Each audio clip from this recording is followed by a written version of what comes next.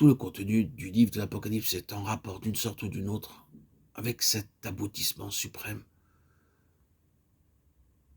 L'exploit de Dieu, le succès de Dieu en Christ personnifié par cette phalange particulière et représentative qui sont et que nous sommes les vainqueurs. Le commencement converge et se noue au chapitre 12 et le reste du livre n'est que la résultante, le dénouement de cet événement de premier plan.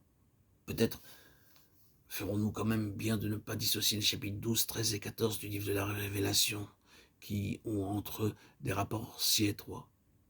Mais cette partie du chapitre 12 de l'Apocalypse est en réalité l'axe autour duquel tout le reste gravite. Si de là vous revenez en arrière pour parcourir le livre dès son début, vous commencez avec Éphèse et vous voyez le premier amour abandonné. Ce que j'ai contre toi, c'est que tu as abandonné ton premier amour. Vous voulez une explication de cet abandon du premier amour? Et vous découvrez qu'elle ne doit pas être cherchée dans le simple déclin d'un enthousiasme, mais bien dans un antagonisme spirituel raisonné, l'ennemi multipliant ses efforts pour tâcher d'éteindre dans le cœur du croyant le feu de l'amour pour Dieu. Vous savez bien ce qu'il en est du véritable amour pour le Seigneur. Il ne s'en va pas ainsi de lui-même. Et l'on n'y renonce pas de propos délibérés. Il faut plus que cela pour le faire disparaître. Il ne succombe que sous une pression extérieure. Adversité, lutte, découragement, tactique, d'épuisement savamment calculé par l'adversaire. Pour ne rien dire de ses insinuations et de ses trompe-l'œil sans nombre. Le piège du monde, la séduction du péché, et cette opposition terrible et systématique qui nous barre parfois le chemin. Des obstacles naturels, cela, des questions de caractère.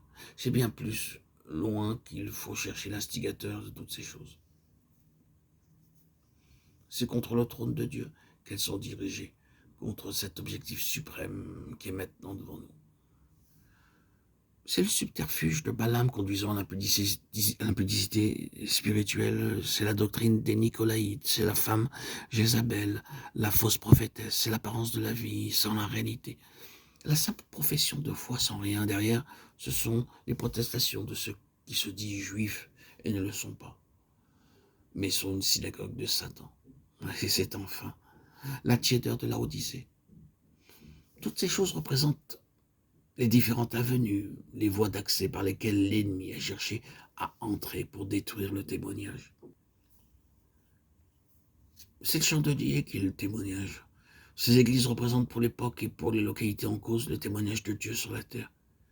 Et tous ces ferments travaillent ensemble à sa destruction, à son étouffement, son annihilation. Dieu jette son appel pour le maintien de son témoignage et toutes ces choses se liguent pour mettre en échec sa continuité et empêcher qu'il n'atteigne sa fin, qui est le trône.